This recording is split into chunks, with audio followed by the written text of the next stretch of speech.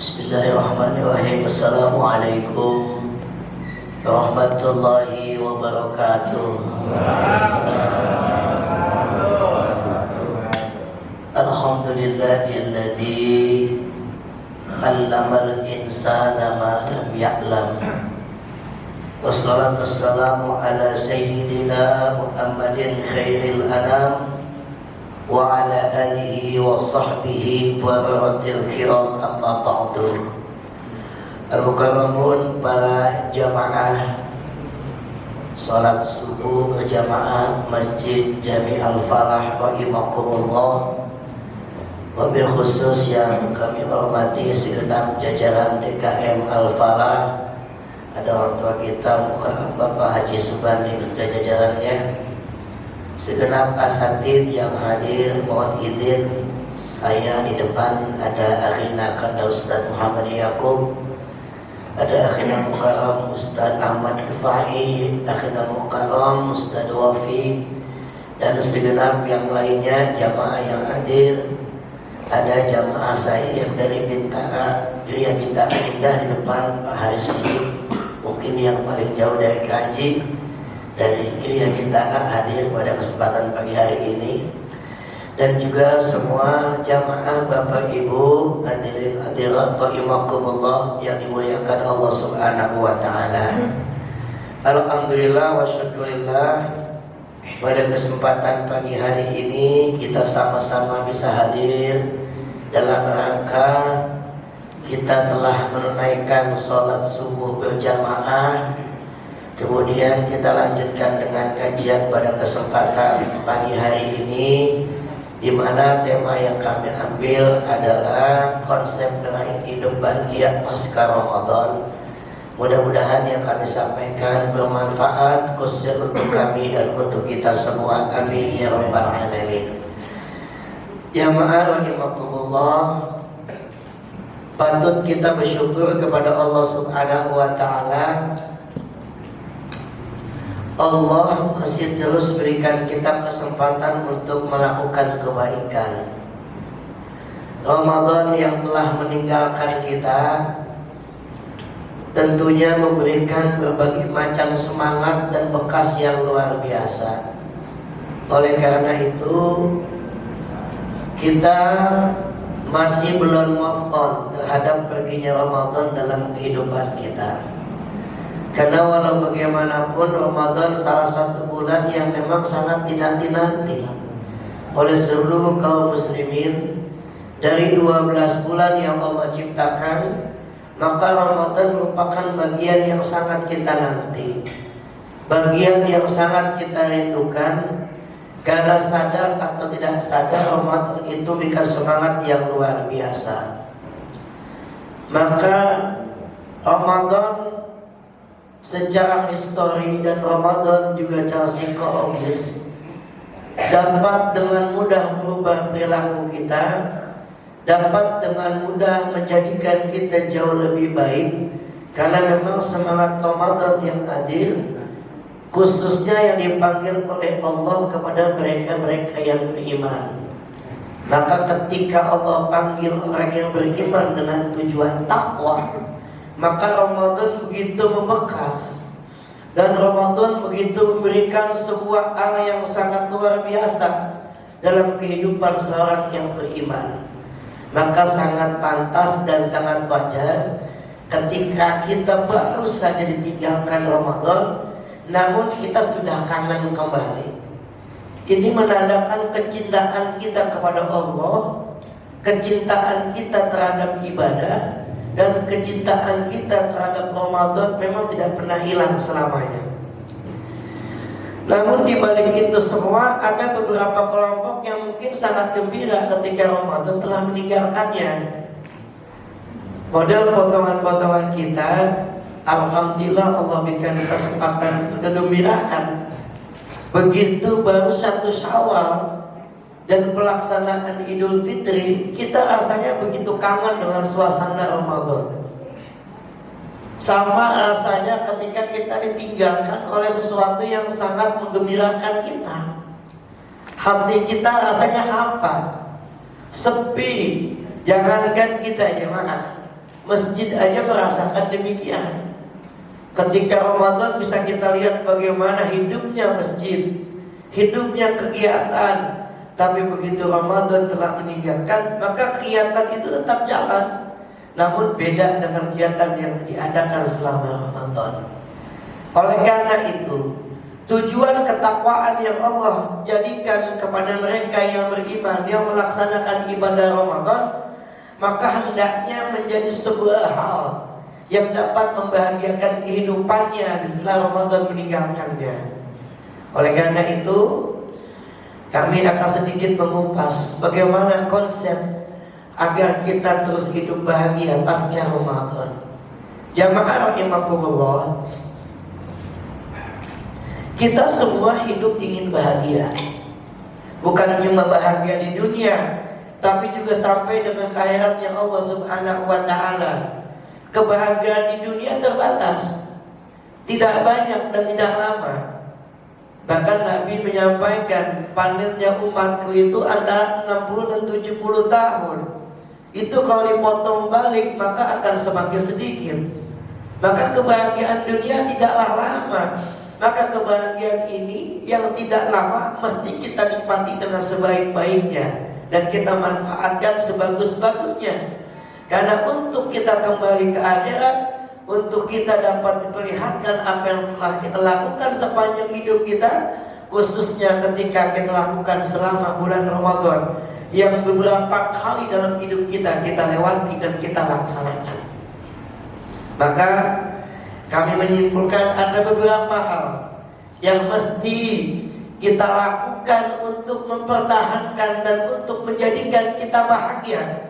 Bahagia dalam konteks apa? Bahagia dalam konteks batinia, dalam konteks kehidupan dunia dan akhirat, khususnya bahagia dalam konsep batinia kita ketika upaya pendekatan kita kepada Allah Subhanahu wa ta'ala.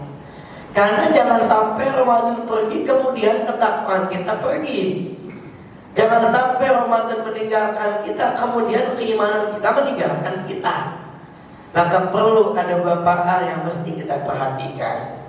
Ma'asyiral muslimin, jamaah rahimakumullah. Dalam kaitan ini maka kami menyimpulkan ada beberapa hal yang menjadikan kita akan bahagia ketika konsep ini jalan dalam kehidupan kita.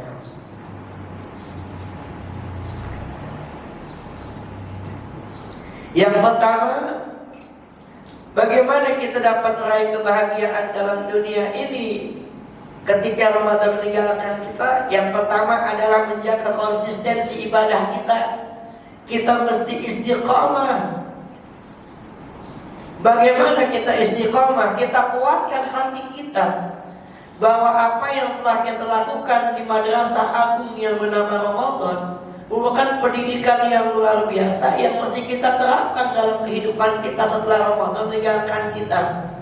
Dengan bentuk apa? Dengan bentuk mempertahankan amalan-amalan yang telah kita lakukan sepanjang Ramadan. Kita sepanjang Ramadan, Bapak Ibu, jujur, amalan-amalan yang barangkali di bulan biasa tidak ada ketika Ramadan kita lakukan. Yang di bulan-bulan biasa tidak kita lakukan, di Ramadan kita laksanakan. Apa tujuannya?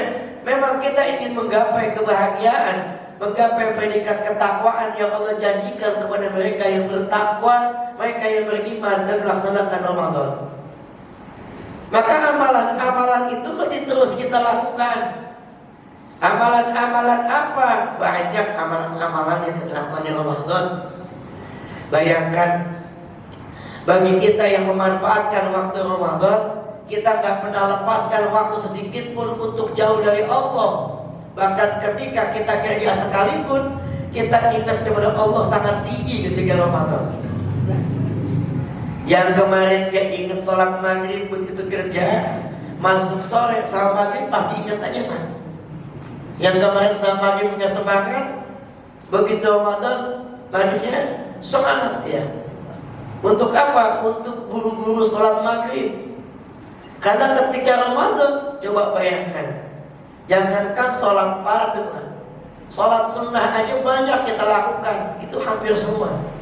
Tinggal bagaimana ketika Ramadan selesai, keistiqomahan kita untuk terus melaksanakan yang sunnah, yang diajarkan oleh Nabi, yang kita lakukan ketika Ramadan, kita terus pertahankan. Karena mempertahankan itu berat. Paris Saint-Germain juara champion tahun kemarin ditambang dan bakal sulit untuk mendapatkan bahkan udah gak masuk kayaknya ya. Karena mempertahankan memang berat. Kita mempertahankan apapun berat, tapi merebutnya lebih gampang, lebih mudah. Maka ketika kita rebut kebahagiaan Ramadan kemarin, coba kita pertahankan tuh yang sunnah-sunnah. Yang biasa baca Quran, terusin baca Qurannya. Meskipun mungkin barangkali tadarusnya dari masjid. Yang biasa habis tarawih baca Quran di sini, ya kita terusin. Mungkin di masjid ya, mungkin kita di rumah kita terusin. Jangan sampai kita lupain Quran. Quran setahun sekali kita buka. Quran sampai kangen sama kita. Kita gak kangen sama Quran. Setiap tahun kita buka lagi. Quran saya di rumah lencap-lencap banget.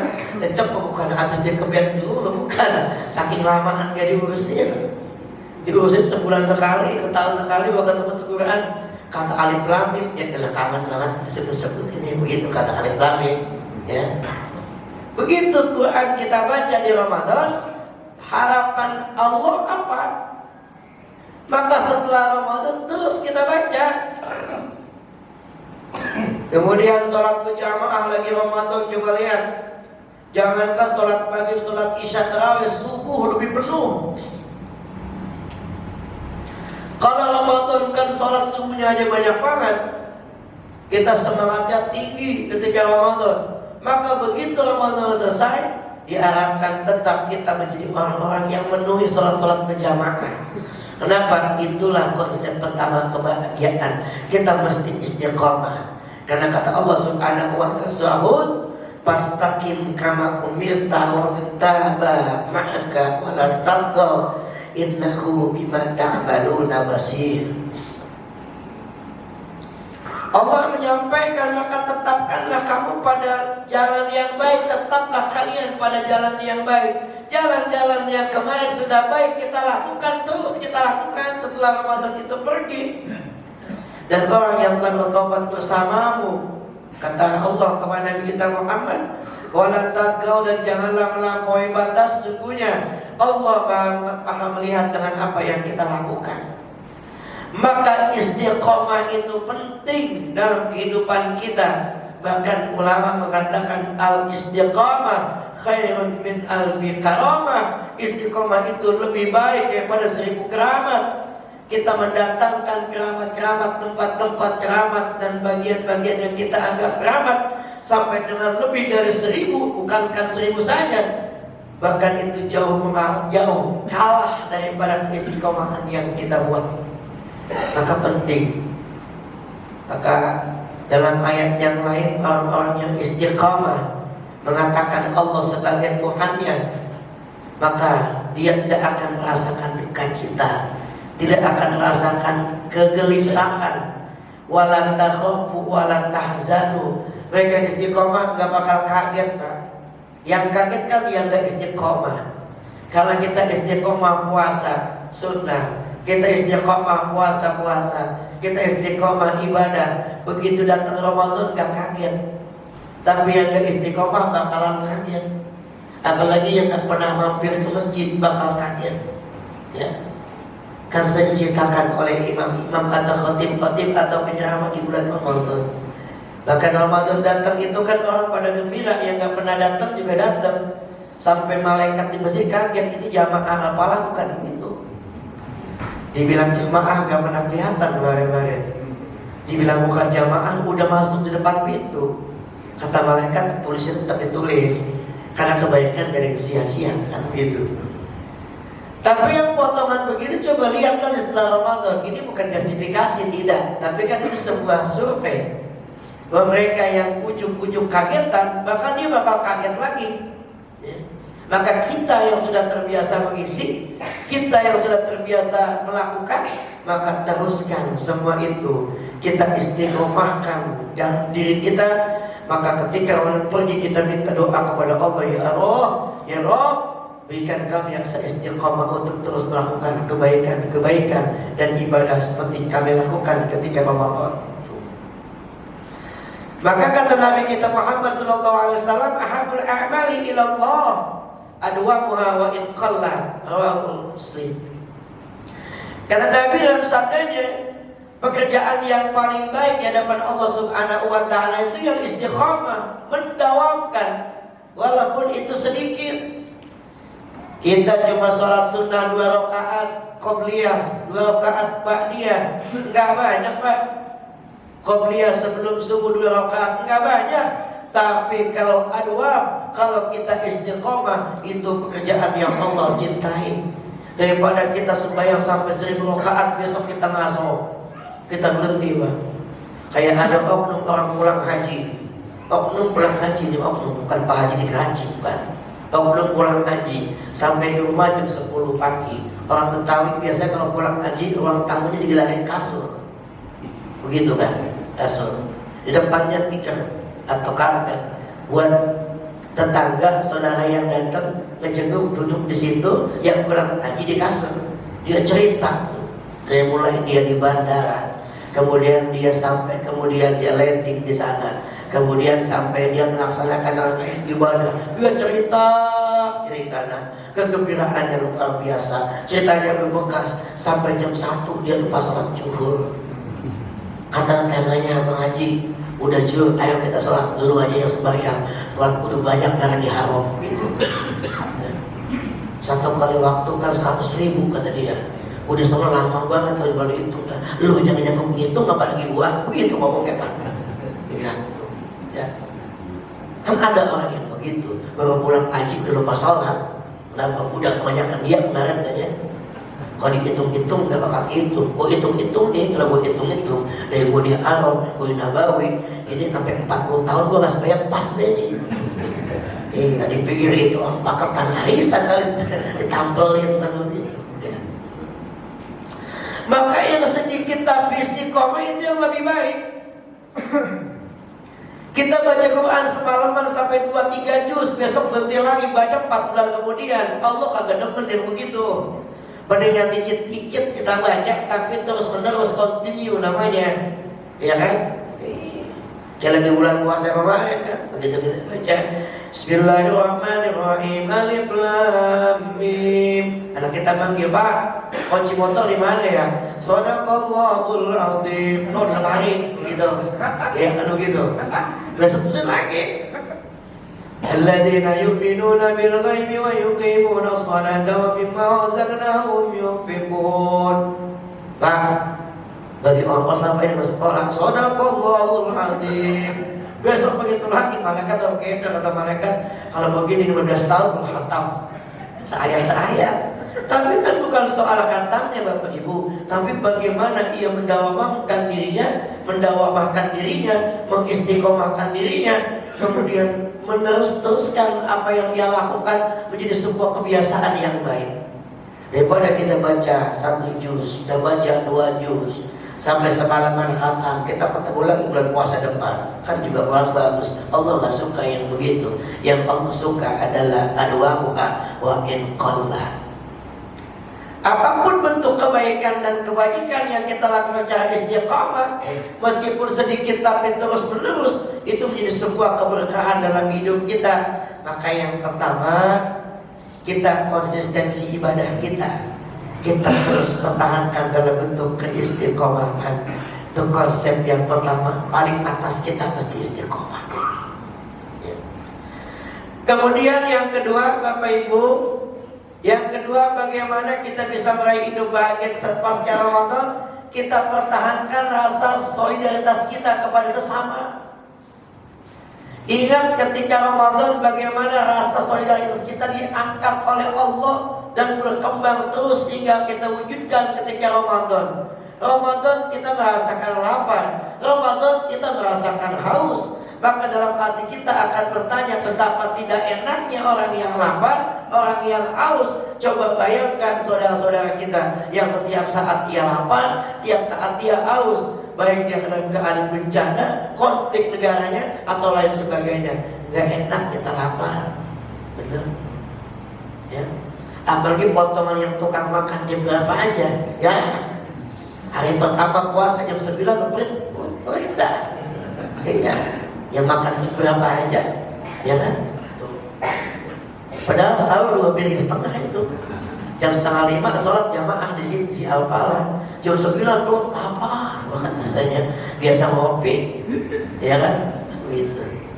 Tapi ketika Ramadan diajarkan kita itu dakwatul bil hal, merupakan dakwah dengan bentuk yang nyata. Kita merasakan penderitaan orang lain karena kita merasakan itu. Padahal kita merasakan gak lama, Bapak Ibu, gak lama. Cuma gak lama begitu pun banyak orang yang gak mau. Dia gak sadar bahwa apapun yang ia lakukan, sesuatu yang dilarang oleh Allah ketika Ramadan yang tadinya halal, namun kemudian dibatasi dan dilarang oleh Allah ketika puasa, dia tidak menyadari itu. Maka orang yang bulan puasa merasakan rasa bentuk solidaritas dalam dirinya, maka itulah orang yang mempunyai kebahagiaan. Maka dengan demikian lanjutkan sedekah kita. Maka ketika Ramadan lihat ada pengumuman ini hari ini tajil Bapak A, besok tajil Bapak B. Itu kan dalam rangka apa? Dalam rangka kita memberikan manfaat dalam hidup kita. Kita memberikan sesuatu yang kita punya. Karena tanda orang yang beriman apa? Alladzina yunfikuna fis-sarra'i wad-dharra, yang tadi dibaca oleh imam kita, ayat 134 surat Ali Imran. Karena mereka yang beriman yunfikuna fis-sarra'i wad-dharra, mereka yang mampu membelanjakan hartanya baik dalam keadaan lapang maupun dalam keadaan sempit. Dia memberi bukan karena dia punya, Pak. Dia memberi karena dia mau. Berapa banyak orang yang punya tapi tidak mau. Dia memberi karena dia mau. Maka orang yang beriman itu yang diuji konsistensinya ketika Ramadan, maka dilihat ketika Ramadan kita yunfikuna bis-sarra'i wad-dharra, saking yunfikunya semua masjid musola kasnya nambah. Coba kalau bukan bulan biasa, kalau masjid masih ada Jumatan masih ada. Coba kalau musola ditaruhin kotak di depan isinya 1000-an dulu, Pak. Asal kita tabu nyari hutang. Begitu banyak dikit dicolong, digodok, Pak. Tuh mesti saya tuh sana di Bintang 14 ya, Pak. Ya Allah, itu masjid orang boleh datang, sedekah subuh masukin, orang lewat masukin, mampir pengen buang air kasih sedekah di situ. Begitu udah penuh dipotong, Pak, sama maling, dipanggul kayaknya punya dosa. Masuk CCTV, sampai sekarang gak ketemu. DKM ngomong Mas Entan, Pak udah biarin aja, mungkin dia lagi butuh kali buat di motor sih begitu kan. Ya, biarin udah.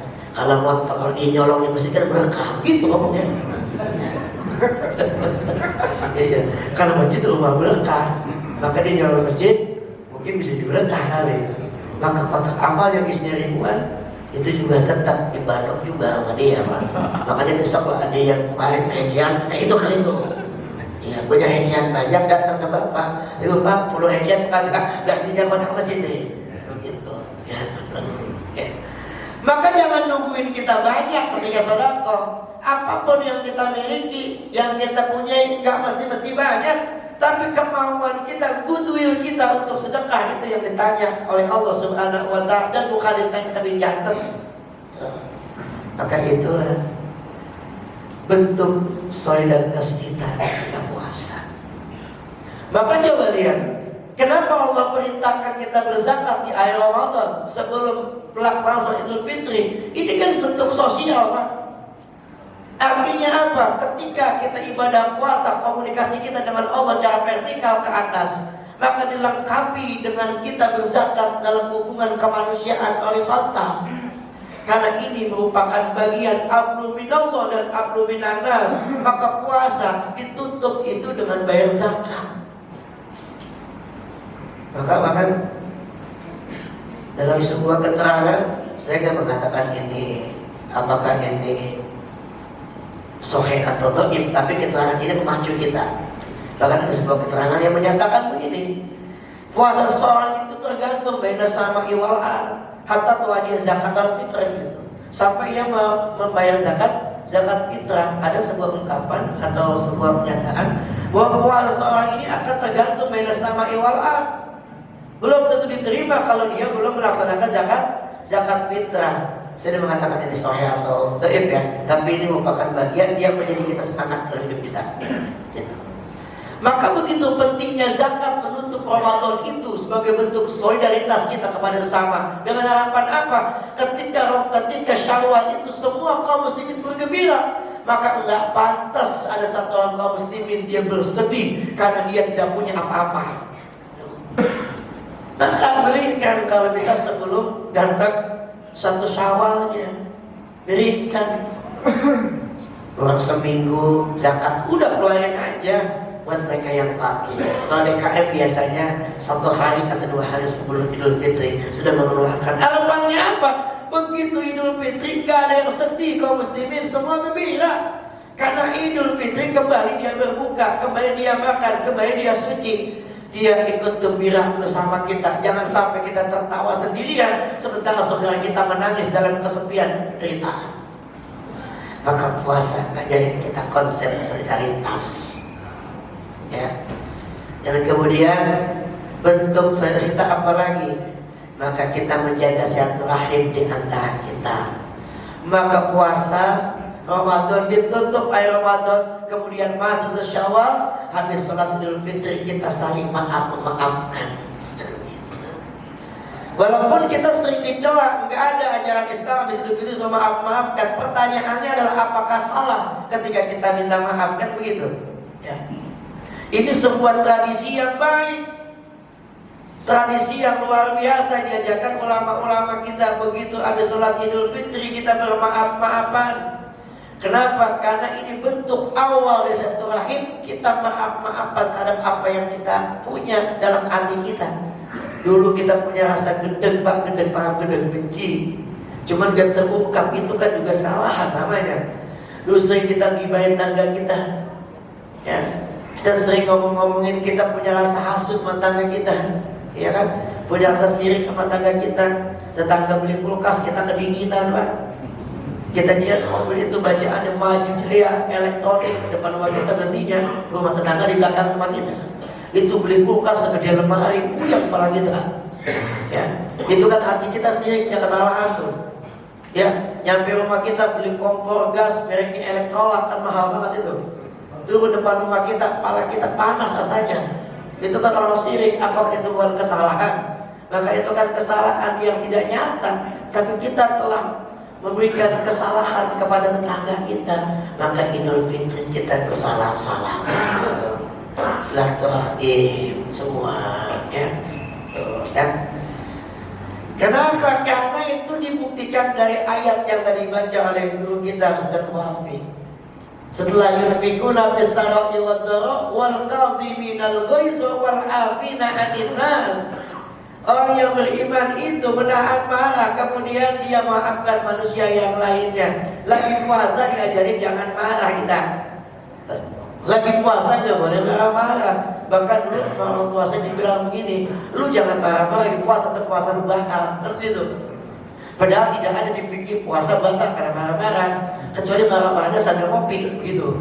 Ya, itu batal, kan begitu puasanya. Tapi ini kan ajaran. Bagaimana ketika puasa kita jangan marah-marah.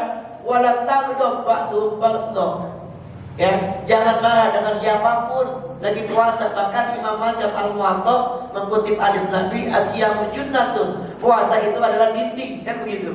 Kalau ada orang yang ngajak kalian, ngajak kita untuk mencaci maki, bahkan ngajak bertengkar, maka katakan ini shaimun. Katakan aku sedang berpuasa, saking menjaga hati kita. Jangan apa-apa, seberat apapun kesalahan orang, ketika kita maaf di Idul Fitri, itu akan luntur rasanya. Ya Allah, bayangkan jangankan orang lain, Pak, bini kita sampai nangis habis Idul Fitri. Salaman kita, ya Allah Pak, maafin Pak, salah Pak, kemarin Pak, ini 300 sama colok, gitu kan? Ya. Maafin Pak, nangis buat ya Allah, nangis, minta maaf ke suaminya. Besok berantem lagi 2 hari. Ya Allah, suaminya minta maaf ke istrinya, ya Allah, besok dapat 3 hari, lakinya ngumpet lagi, hilang ketahuan. Gitu. Emang saat yang paling luar biasa ketika itu, maka ulama aja ada halal bi halal. Apa arti halal bi halal? Menghalalkan yang sudah halal. Kenapa? Apa sih yang halal? Nasi halal, Pak. Ya, sirup halal, Pak. Lagi puasa. Tapi kalau siang hari maka menjadi haram dia. Istri halal, suami halal, tapi kalau siang hari jadi haram. Maka begitu masuk Idul Fitri, maka yang tadinya siang itu halal menjadi haram. Karena pada hakikatnya makanan yang halal ketika Ramadan di siang hari tanpa ujub syarak, maka secara hakikat menjadi haram bagi mereka yang makan, yang minum tanpa alangan syarak, dia kena puasa. Tuh. Maka yang halal lebih halal. Siangnya kita makan lagi. Tuh. Ya. Maka sunnahnya begitu mau Idul Fitri, mau sholat kita suruh makan dulu. Tuh. Cuma jangan banyak-banyak, imam takut gak kuat ngangkat kan. Ini mau makan tumpang sampai 5. Imam mau tahun khotib tumpang ke 5. Gede-gede segede kempot, gede-gede banget. Ya kan? Ya namanya lagi puasa kan, lapar aja habis puasa. Begitu imam naik imam kan lah, baca kan gak nyampe-nyampe, ketutupan sama ketupat ya. Wal kazimina ghaiza wal afina anin nas wallahu yuhibbul muhsinin. Ditutup ayat ini, Allah mencintai orang-orang yang berbuat baik. Lagi puasa kita berbuat baik. Apa aja dihitung ibadah kalau kita perlu kebaikan. Kita mikirin dulu jalanan yang tadi ibadah biasa, ini luar biasa pahalanya. Kita bantu tetangga, luar biasa pahalanya. Sholat sunat, pahala seperti sholat wajib. Ibadah sunat seperti ibadah wajib lagi bulan puasa. Begitu luar biasanya. Maka kebaikan jangan pernah kita tinggalkan. Maka membentuk pribadi yang penuh dengan rasa empati dan simpati itu. Maka yang kedua, kita pertahankan rasa solidaritas kita, di mana Allah telah mendidik kita. Kata Nabi, khairun nas anfa'uhum linnas. Sebaik-baiknya manusia adalah yang bermanfaat bagi manusia yang lainnya. Kita mesti bermanfaat dalam hal apapun. Maka itulah pentingnya abdu minallah dan abdu minallah. Tidak cukup kita takwa kepada Allah saja, tapi sama laki kita marah, sama istri kita marah, sama tetangga kita benci, sama saudara enggak nanya. Itu belum dihitung takwa oleh Allah Subhanahu wa Ta'ala. Maka kembali kepada diri kita masing-masing. Ayo. Maka yang ketiga di sini, supaya kita bahagia pasca Ramadan, kita rawat hati kita dengan baik, dengan penuh kebersihan dari penyakit hati. Kita jaga perilaku, lagi puasa dijaga perilaku kita. Maka ada hadis yang menyatakan ada beberapa hal yang membatalkan pahala puasa. Salah satunya adalah ghibah. Ini kan perilaku namanya. Contoh perilaku. Ketika puasa perilaku kita diajarin oleh Allah sama Nabi, jangan sampai punya perilaku yang gak baik. Maka pasca Ramadan, setelah Ramadan, perilaku kita yang baik terus kita pertahankan. Sikap kita, bicara kita, cara bergaul kita, itu kita pertahankan. Dan kita muhasabah terhadap diri kita yang kemarin telah kita laksanakan di Ramadan, di hati kita nih, yang tahu hati kan kita. Apakah kita pembenci, kita pendendam, kita pemarah, kita orang yang syirik, orang yang hasud, orang yang sombong, orang yang riya, orang yang suka macam-macam, kita yang tahu. Maka betul ketika Nabi menyampaikan ala inna bil jasadi mudghah, ketahuilah dalam tubuh manusia itu ada segumpal daging. Idza salahat salahat jasadu kullu, kalau segumpal yang itu baik, insyaallah baik semuanya. Dan sebaliknya idza fasadat jasadu kullu, kalau hatinya rusak dan dia rusak, maka akan rusak semuanya. Ala bil qalbu, ketahuilah itu adalah hati itu. Maka semua bersumber di sini hati kita. Kebencian ada di hati, kesombongan ada di hati, rasa dengki ada di hati. Maka ini kita bersihkan. Puasa kemarin didik itu, lahir dan batin dididik oleh Allah Subhanahu wa Ta'ala. Maka kita jaga hati kita, kita rawat. Karena apa? Karena kalau kita menjaga hati, manfaatnya apa? Ukhuwah kita akan terjaga, pertemanan kita akan terjaga, persaudaraan kita akan terjaga. Karena kita suatu saat akan membutuhkan manusia lain dalam hidup ini. Karena manusia adalah zat politikon. Manusia itu adalah makhluk sosial yang butuh dengan yang lainnya. Oh, dan saya orang kaya, dan orang kaya butuh orang yang miskin. Saya pejabat, dan pejabat butuh rakyat. Saya jenderal, jenderal butuh bawahan. Apa sih yang kita nggak butuh? Yang di tubuh kita pun dari orang lain, bukan kita punya sendiri. Maka kita sebagai makhluk sosial, jaga perilaku kita yang kemarin di rumah itu dididik, kita pertahankan dengan sebaik-baiknya. Karena apa? Nanti kembali kepada Allah, semua di hati kita. Kita akan bertanggung jawab dengan apa yang kita lakukan, sepanjang di dunia. Takkan Allah, ya, kata Allah Subhanahu wa taala firman-Nya, yauma la yanfa'u malun wala banun illa man atallaha biqalbin salim. Cuma hati yang bersih inilah yang akan memberikan manfaat kita nanti kepada Allah Subhanahu wa taala. Boleh orang lain benci kita, asal jangan kita benci mereka. Boleh orang lain hasut dengan kita, asal kita jangan hasut dengan mereka. Karena kesalahan jangan sampai ditimpali dengan kesalahan. Maka kita rawat hati kita dengan menanamkan apa intinya? Semua dalam secara deduktif apa? Ikhlas dalam hati kita. Kalau kita ikhlas menjalani apa yang kita lakukan, insya Allah semua akan nyampe kepada Allah Subhanahu wa taala. Apa sih yang nyampe ke Allah? Karena konsep dasarnya dari ikhlas. Wa ma umiru illa liya'budullaha mukhlishina lahuddin. Karena mereka yang mukhlis, mereka yang ikhlas itulah yang akan sampai kepada Allah Subhanahu wa taala. Maka ayo terus kita rawat hati kita yang bersih. Gitu, ya, gitu. Kemudian yang keempat, bagaimana kita supaya mendapatkan kebahagiaan pasca Ramadan? Maka jadikan ibadah kita sebagai lifestyle dalam hidup kita, sebagai gaya hidup kita, dan sebagai kebutuhan dalam hidup kita. Orang kalau ibadah sebagai kebutuhan dan gaya hidup pasti akan dituntut, Pak. Kenapa orang berat-berat sampai ngutang-ngutang, Pak? Karena gaya hidup. Coba lihat, orang yang gengsi itu ngutang-ngutang dilakonin, ngutang-ngutang dilaksanain demi apa? Demi gengsi. Beda dengan kebutuhan. Ada orang yang ngutang bela-belain, Pak, puluhan juta, ratusan juta, bukan untuk kebutuhan, tapi untuk gengsi dalam dirinya. Tuh. Nah, kenapa coba ibadah kita nggak jadi gengsi dalam hidup kita? Kita nggak jadi kayak hidup dalam hidup kita, ya? Tiada waktu tanpa baca Quran, kan begitu? Tertulis dalam semboyan kita, gitu kan? Sholatlah di belakang imam sebelum engkau sholat di depan imam, disolatkan depan imam. Itu kan menjadi sebuah maklumat buat kita.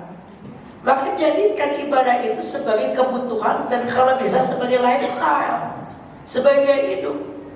Kita boleh-boleh saja berpakaian bagus untuk ibadah, nggak apa-apa.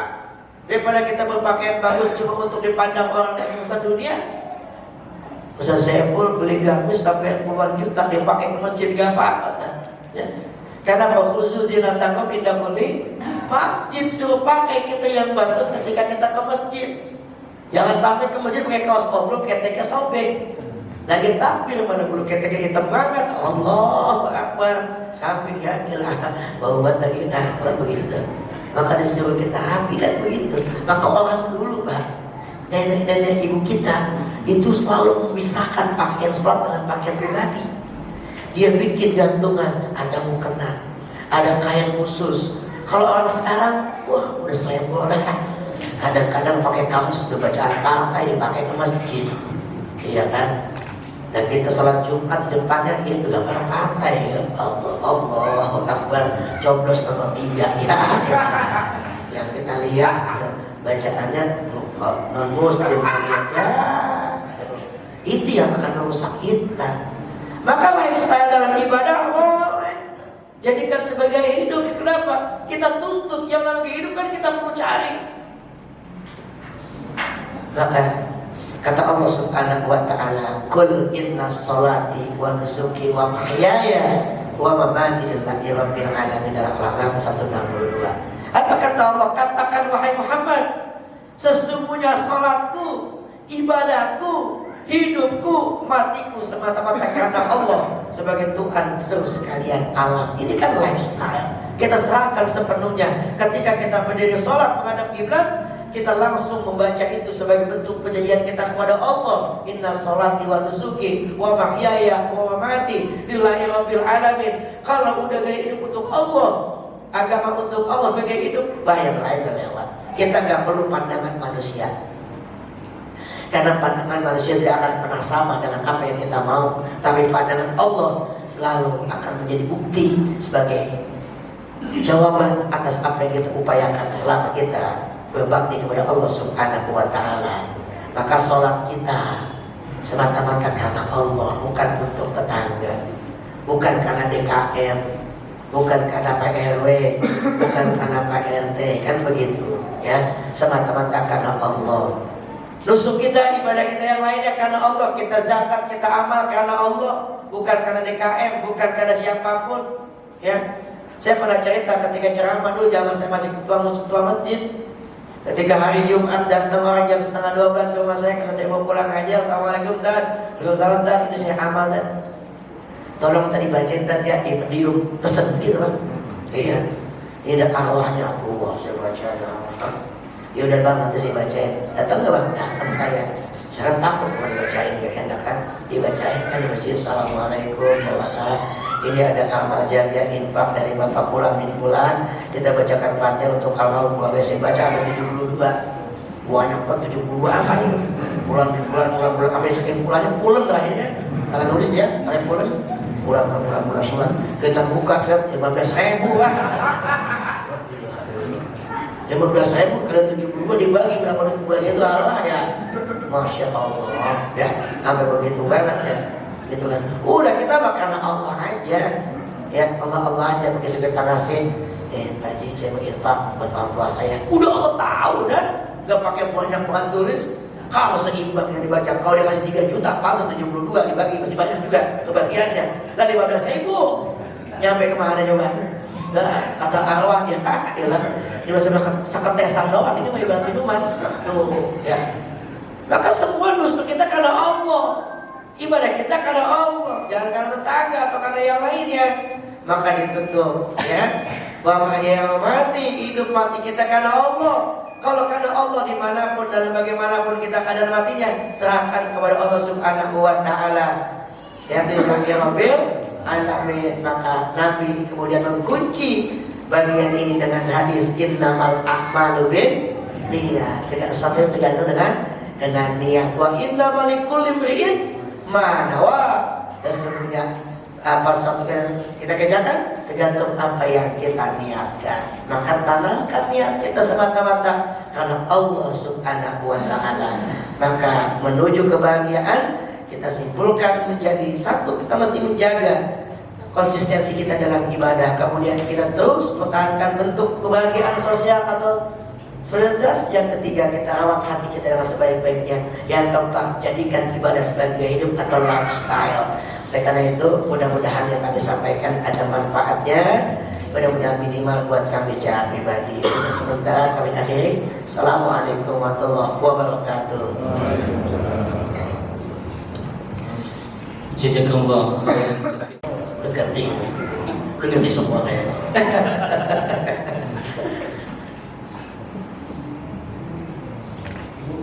Ibu, ada yang mau tanya Ibu? Silakan. Di luar tema pun nggak apa-apa, silakan. Bisa pending ya. Pada Ustaz.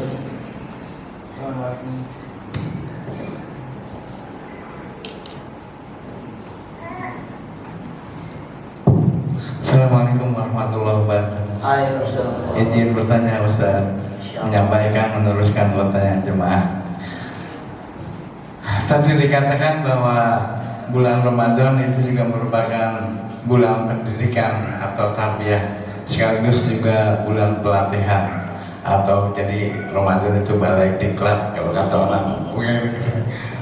Selama Ramadan tentu kita sudah dilatih untuk bagaimana kita jujur, bagaimana kita ikhlas, dan bagaimana kita harus benar dan mengendalikan emosi. Tapi seiring datangnya bulan Syawal dan dilepaskannya belenggu-belenggu setan yang seperti Ustaz katakan, kita terkadang kembali ke setelan awal. Ini setan lagi disalahin. Bagaimana trik melawan setannya supaya apa yang sudah kita latih di Ramadan tadi tetap terjaga, Ustaz? Yang kedua begini, apa indikator yang bisa kita lihat dari seseorang, terutama dari segi perilaku dan akhlak mereka, yang ketika kita melihat itu dia berarti dia berhasil nih melewati Ramadan. Jadi indikator yang bisa kita lihat dalam diri seseorang, dia dikatakan berhasil melewati Ramadan. Demikian, terima kasih. Assalamualaikum warahmatullahi wabarakatuh. Waalaikumsalam warahmatullahi wabarakatuh. Alhamdulillahirabbil alamin. Saya kalau tanya guru saya ada ribet ini saya. Baik Ustaz, kalau sebelumnya baik ya. Ya memang begitu. Kita kan puasa biasanya umumnya bicara umum ya, nggak spesifik. Umumnya kan kita Allahumma lakasumtu itu ketika setelah Ramadan berakhir benar-benar lakasumtu itu. Benar-benar semua kita buka. Ya terkadang kita melupakan semua itu. Ketika setan kemudian dilepas oleh Allah Subhanahu wa Ta'ala, bagaimana trik kita agar kita menjadi orang-orang yang mampu melawan setan, tetap terjaga semuanya apa yang telah pelajari dari madrasah Ramadan yang begitu luar biasa. Ramadan adalah merupakan balainik akidah, balainik akhirat itu yang luar biasa. Bagaimana kemudian kita triknya melawan setan ketika kita selepas Ramadan itu? Yang pertama ada ungkapan bahwa setan itu pasti kalah. Kalau kata jiwa mailana kan gitu ya. Iya, bagi penggemar setan mungkin tahu itu bahwasanya setan pasti kalah kalau kita mau melawannya. Bagaimana triknya? Tetaplah semua farduhu ilallah Rasul. Bukan cuma soal musyawarah. Maka ketika kita seperti itu, maka kita kembalikan kepada Allah Subhanahu wa Ta'ala. Artinya apa? Bahwa kita mengingat kembali Allah itu sebagai sandaran kita. Kita ada punya rasa malu terhadap apa yang telah kita lakukan. Maka kita menjadikan ibadah kita sebagai cermin tentunya. Ya. Ibadah kita sebagai cermin. Ketika kita melakukan sesuatu, kita ingat. Ketika kita bercermin itu kan bukan berarti melihat kesempurnaan kita. Kita melihat kekurangan kita. Istri kita mau kondangan, Pak. Kondangan. Dia anak cewek. Dia bukan lihat cantiknya, Pak, tapi dia lihat kekurangan yang itu jilbab kalau minjem apa enggak, kan begitu. Kemarin dia pakai lurus kan enggak. Maka kalau dulu Allah, maka menghadapi setan seperti itu kita kembalikan ke Allah dan jadikan Ramadan sebagai cermin buat kita berkaca. Bahwa kemarin kita sudah baik. Jangan sampai cermin ini beda dari pandangannya, beda dari bayangannya. Maka terus kita lawan sekuat tenaga dengan kita minta kepada Allah Subhanahu wa Ta'ala agar kita mampu dengan semuanya. Karena kegigihan di dalam hati kita sendirilah yang akan dapat melawan itu semua. Kesungguhan dan keseriusan kita untuk melawan itu ada pada kita masing-masing. Di samping Ramadan sebagai mediasinya, sebagai mediatornya, bahwa itu adalah kaca dan cermin dalam kehidupan kita. Kemarin seperti ini, jangan sampai bayangan ini berbeda dengan apa yang ada dalam kacanya. Maka kita lawan terus dan jangan khawatir, kita pasti bakal menang. Karena setan gak bakal berhenti untuk menggoda kita. Jangankan di luar, di dalam masjid pun kita digoda oleh setan. Ya. Jangankan kita lagi sedang bermaksiat, lagi ibadah pun digoda dengan setan. Lagi ibadah sekalipun setan goda kita. Maka teruslah pada jalur kita yang sudah berada, jalur kita yang sudah ada. Jangan pindah jalur, apalagi kita maksa setan, kan begitu. Ya. Bakal nabrak ditabrak yang lainnya. Tetaplah pada jalur yang ada, seperti itu. Dan kemudian apa indikatornya orang itu berhasil? Kalau secara zahir kita bisa lihat bagaimana keberadaan dia di lingkungan. Kalau kita pengen lihat orang yang ada di lingkungan, ya, bagaimana dia berhasil? Sama ketika kita melihat orang itu, apakah dia itu mabrur atau mardud dalam hajinya, kita bisa lihat, Pak, indikatornya di lingkungannya. Walaupun kita tidak bisa membutuhkan mereka atau boleh mereka itu setiap saat, tapi paling tidak kita bisa lihat dalam bermasyarakatnya seperti apa, ketika bergaul seperti apa, apakah ucapannya sama seperti lagi Ramadan. Kemudian juga kita lihat tingkat kerajinannya ketika dalam ibadah yang biasa dia adil, dan tetap kita husnuzon ketika dia ada sini mungkin di sana kan salatnya kan begitu. Kita juga akan bisa melihat itu. Kita lihat bagaimana progres yang dia lakukan dalam kehidupan saya dia, yang kemarin biasa dia menutup aurat, apakah terus dia menutup aurat setelah pasca Ramadan. Yang kemarin dia biasa berjamaah, apakah ya terus hadir dalam berjamaah. Kita bisa melihat dari zahirnya, dari batinnya kita mungkin ya pasti kira itu urusan Allah, tapi dari zahir kita bisa lihat dari cara bergaul dia kepada kita, dari cara dia bermasyarakat, karena ajaran agama. Dan Ramadan yang kami pendidikan pasti memberikan efek sosial yang luar biasa kepada seorang itu. Kalau dia telah mampu menerapkan apa yang di Ramadan lakukan, saya yakin itulah tanda-tanda mereka yang mampu keluar dan jadi indikator. Jadi zahir tak dulu batin. Ada ungkapan zahir itu menunjukkan batin. Kalau zahirnya dia bersih, insya Allah hatinya dia bersih. Kalau zahirnya dia rajin, insya Allah pada hakikatnya dia adalah rajin. Kita bisa lihat, bukan berarti kita ingin tahu keputusan orang, bukan. Tapi kita bisa lihat secara jauh-jauh atau secara kasat mata, oh iya nih, ternyata orang ini telah berubah sifatnya ya. Mungkin itu kali Ramadan yang kemarin dia dapetin menjadi sebuah pemekasan dalam dirinya untuk menjadi lebih baik lagi. Kita bisa lihat bagaimana kerajinan mereka dalam ibadah, bagaimana ketulusan mereka dalam berteman, bagaimana keikhlasan mereka dalam sedekah, bagaimana kita bisa lihat mereka selalu hadir di tempat-tempat kebaikan. Itu ada indikator secara zahir yang dapat kita lihat. Mudah-mudahan dapat menunjukkan kepada setiap terima kasih. Satu lagi Ustaz. Ya, siap. Dan dikatakan bahwa jadikan ibadah kita itu sebagai lifestyle tadi ya, dalam kehidupan kita. Tetapi kalau kita praktekkan ibadah itu kita jadikan lifestyle, ada sesuatu yang mengiringinya Ustaz. Terkadang kita suka ria jadinya gitu Ustaz. Oh naik gua, gitu kan begitu bahasa. Bagaimana kita mengatasi seperti itu Ustaz? Ya karena yang timbul efeknya itu pasti banyak kan ria gitu. Maka kita kembali ke yang konsep yang ketiga tadi. Kita mesti merawat qalbun salim dengan hati yang bersih, yang begitu. Lifestyle dalam hal ini lebih ditentukan adalah begini. Kita mengupayakan sesuatu yang memang itu menjadi kebutuhan dengan semaksimal mungkin. Kalau kita analogikan, kita membeli sesuatu, utang-utang kita ada lain nih untuk urusan dunia nih, gitu kan? Untuk lifestyle. Kenapa kita nggak coba ketika ibadah itu hujan-hujan tetap kita jalan? Nah itu lifestyle-nya begitu, karena itu jadi kebutuhan. Hujan-hujan, tetap kita jalan, becek, gak ada ojek, kan begitu, tetap kita jalan. Kita tetap hadir di situ. Jangan niat yang pertama ada semata-mata inna salati wa nusuki wa mahyayi rabbil alamin. Kalau soal ia dan sebagainya, memang kembali ke hati masing-masing. Yang penting ketika kita menggunakan itu, kita tidak ada niat untuk ia semata-mata karena kita ingin ke depan Allah menjadi yang terbaik di mata Allah Subhanahu wa Ta'ala. Kita bertemu RT aja nggak ngurut, pasti kita main kos oblong doang, kan begitu ya. Bagaimana ketemu Allah? Ada pakaian khusus, minimal yang kita khususkan untuk Allah. Kita pakai baju koko yang khusus untuk Allah, kan begitu. Ada sarung yang khusus untuk Allah.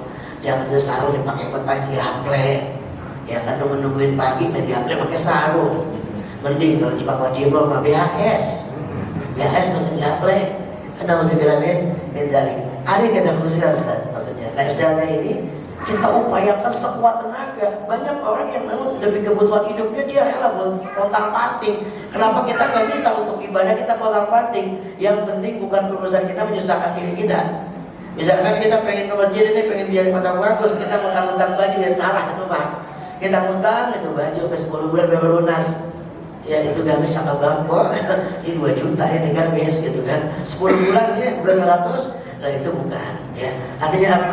Kita upayakan semaksimal mungkin untuk ibadah seberat apapun tantangannya. Kalau ibadah jadi kebutuhan, maka kita samperin tuh Pak. Kayak kita jatuh cinta Pak, cecek-cecek nangkap udah, becek-becek kita jalan juga, kan begitu. Dulu jangan kita mudah kali. Iya biar kata becek tetap jalan juga, kan begitu Pak ya? Nah iya. Artinya apa? Seperti itu. Semaksimal mungkin kita berkorban luar biasa demi capaian nilai terbaik di hadapan Allah Subhanahu wa Ta'ala. Gitu bro, mohon ridhonya. Khair, Alhamdulillah. Alhamdulillah. Baik, para jemaah, mungkin masih ada yang bertanya. Bapak atau Ibu? Bapak Haji Bandi mungkin mau disampaikan. Mungkin sebagai pertanyaan untuk Ustaz, mungkin kan kita dari kami, mungkin kita sudah menjalani ibadah saum Ramadan. Nah, saya mau tanyakan bagaimana kalau kita punya anggota keluarga yang ketika Ramadan maupun setelah Ramadan ngepet aja Ustaz. Jadi dia tuh nggak berpengaruh, tetap aja dengan kebiasaannya, dengan maksiat dan segala macam Ustaz. Nah, terus gimana sikap kita sebagai anggota keluarga untuk dia, sementara kita mau nasihatin tapi udah tua Ustaz. Mau diomelin juga nggak pantas Ustaz. Nah, saya mau bertanya bagaimana solusinya kita sebagai anggota keluarga. Demikian, mohon diberikan pencerahan dulu. Baik, terima kasih Ustaz Saiful. Wal asri innal insana lafi khusr illa alladziina aamanu wa 'amilus shalihaat wa tawassaw bil haqqi wa tawassaw bis sabr. Maka bagaimana ketika ada anggota keluarga kita, bahkan orang yang kita kenal, bukan cuma anggota keluarga kita yang kita kenal, yang bergaul dengan kita setiap saat, namun dia tidak pernah berubah terhadap apa yang mestinya dirubah, masih ada kebiasaan misalnya. Bagaimana kewajiban kita? Kewajiban kita adalah, kan sudah disampaikan oleh Nabi, man ra'a minkum munkaran falyughayyirhu bi yadihi wa illam yastati' fa bi lisan wa illam yastati' fa bil qalbi fa innahu min adhafil iman. Kalau kita mau tetap dalam konteks wa tawassaw bil haqqi wa tawassaw bis sabr, kita nggak mungkin ngomelin dia pada tuaan dia, kita nggak mungkin ngomelin dia pada galakan dia, ya kan? Apalagi kayaan dia kita ngomelin dia, Allah kita. Ya, dia punya segala-galanya, tapi bandel banget ya ini. Dia apa aja punya, tapi dia nggak pernah sama agama. Nah, tetap kita menasihatkan kepada mereka dengan kebenaran dan kesabaran. Qulil haqqa walau kana murran. Katakan yang hak kalau kita sedang pahit. Pahit itu bukan rasanya, resikonya. Pasti kita akan dianggap lu susah aja nasihatin gua, kan begitu ya? Iya, gua mah nggak sebaik gua kaya, lalu sebaik gua susah, kan gitu kan? Itu kan berulang namanya kan? Iya, kalau karena berulang. Pahit bukan soal rasa, tapi pahit soal apa yang kita hadapi. Tetap Ustaz, kewajiban kita kalau kita mampu babiyadi dengan tangan kita, apa yang kekuasaan kita, yang RT dakwah dengan ke-RT-annya, dengan suratnya, dengan tanda tangannya. Kalau nggak mampu pabilisan, siapa kita yang suka khutbah? Kita yang suka ngomong nih, pakai lidah kita nih ngomongin. Kalau kita nggak mampu ya Pak Obi, kita nggak suka, nggak ngikut maksud itu udah. Tapi kita gedeng, bukan gedeng orangnya, bukan benci sama orangnya, tapi benci sama sikapnya. Hak manusia tetap kita berikan, tapi sikapnya jangan kita ikutin, jangan kita senengin. Kita nggak boleh benci orang lain dengan lantaran dia benci, dengan lantaran dia tidak takwa kepada Allah. Nabi nggak pernah benci kepada umatnya yang belum takwa. Bahkan Nabi berdoa supaya mereka dituju oleh Allah Subhanahu wa Ta'ala. Zaman sekarang kalau nggak dinasihatin, nungguin ayat wasari'u ila magfiratin min rabbikum susah. Iya, kayak tuh ayat wasari'u bahasa bebasnya sampai untuk kebaikan kan begitu. Secara susah nungguin hidayah, kita yang jetak gitu kan, kita yang ngajak. Udah tua mau ngapain habis? Ayo apalagi kita belum mudah-mudahan saya tua, kan luar gua tuanya, gitu kamu ya kan? Lah iya tua kan luar situ, justru karena luar situ mati yang dekat mikir, lah gitu kan? Mumpung lagi banyak kaya sodako, gitu kan? Udah urusan gua gitu kan, lu gua kaya kapan juga boleh, jangan kapan-kapan. Nanti kalau udah kapan-kapan dibungkus kain, kapan? Kan begitu ya. Tetap setebol, kita tetap ajak dia dengan kebaikan. Tidak boleh kita dengan cara kekerasan. Ajak dia dengan kebaikan. Wa tawassaw bil haqq wa tawassaw bis sabr. Karena dalam nasihat itu ada kesabaran. Sabar kita untuk diterima atau tidak nasihat kita. Yang penting kewajiban kita telah disampaikan dengan sebaik-baiknya.